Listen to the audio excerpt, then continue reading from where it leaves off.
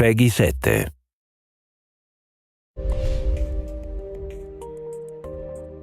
I'm Jordan Fisher from Pony Studios, and I work on programming and game design for CloudBerry Kindgom. I'm TJ Lutz, the Vice President of Pony Studios, and I'm working on CloudBerry Kindgom.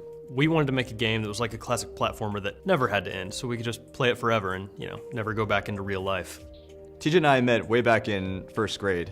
He was sort of a big jock at the time, and I was already a computer geek, but we had this common ground where we would play video games together all the time. Ever since I met Jordan, we've been coming up with silly ideas for games. We never really finished any, so that'll be what CloudBerry Kindgom's for, our first actual complete title. CloudBerry started one summer when Jordan came back to town. I was still in Wichita at the time, and he wanted to show me the concept he had for a game.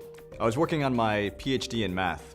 The idea for CloudBerry actually came from a math problem. How do you make random levels? How do you teach a computer to design these levels? He showed me this little concept that he'd put together, and I absolutely loved it. The art was all done by Jordan, and he can't draw, so we had a stick man, but the gameplay was fantastic. Really from that moment on, I knew that we had something, and we had to make something out of it. At that point, I ended up dropping out of grad school. I moved back to Kansas, into my mom's basement. TJ moved in as well. It was kind of awkward. And we started working on really polishing up this demo, getting it ready for a competition that Microsoft was holding called Dream Build Play. We ended up placing 10th in the competition, which, we were excited about, but it wasn't first. We were a little bit lost. We didn't know how to get the game published. We didn't know where to take it. So we really just ended up shelving it for about a year. Jordan went off to complete his degree. I went off to get more money because we ran out on the first try. I finished my PhD and I got a job out in New York, but it really just wasn't what I wanted to do with my life. And the sort of turning point was one day when I just told him I was quitting and really just started working full-time on CloudBerry.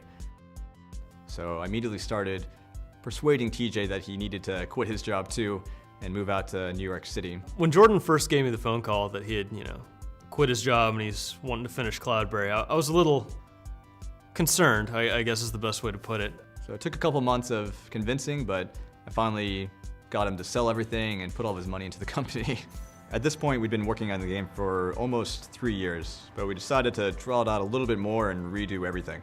The mechanics of the game were just gorgeous, but when it came to the art and the overall packaging, it wasn't ready. So we ended up turning to Kickstarter. We got a lot of positive feedback. A lot of people seemed to really enjoy the game. So we brought on a really amazing art studio, Tiger Hair Studios. That's when our support really exploded for CloudBerry. And we took the game out to E3 once we were happy with it, and Ubisoft saw it and was really excited about it. We partnered up, and they've been helping us get distribution deals and all sorts of stuff ever since. Ubisoft has been really accommodating in terms of letting us stay indie and have complete control over our IP and game design, while at the same time really helping us focus on marketing and distribution and all those things that as indies we just don't have the expertise and manpower to take care of on our own. When I started working full-time on CloudBerry, I knew I needed a lot of help. We met Michael, who's our biz guy, and he really just started trailblazing for us. Me and my friends used to daydream about making games and testing games. So when I met Jordan and the opportunity arose, I jumped on it. There have been 2 programmers working on the project, me and Oleg Kozhushnyan. We can't actually say his name, but it's something Russian.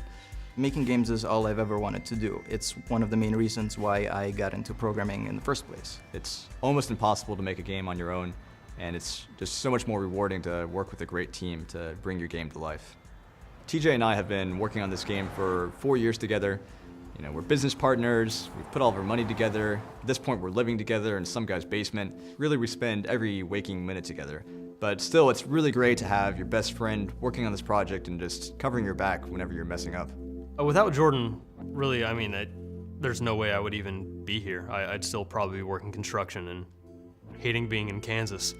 What I'm really excited about is seeing how far human players can go. We can see the computer beat really crazy levels, but I really want to know how far will CloudBerry push gamers? It draws people in that aren't really even gamers. There's some sort of hypnotic quality to it, and people just kind of gravitate towards it, and it's really exciting for me to see. I would make a game again in a heartbeat. It has been the most fulfilling thing I've done with my life so far. CloudBerry Kindgom will finally be available in spring 2013. On Xbox 360, PlayStation 3, Wii U, PlayStation Vita, and Steam.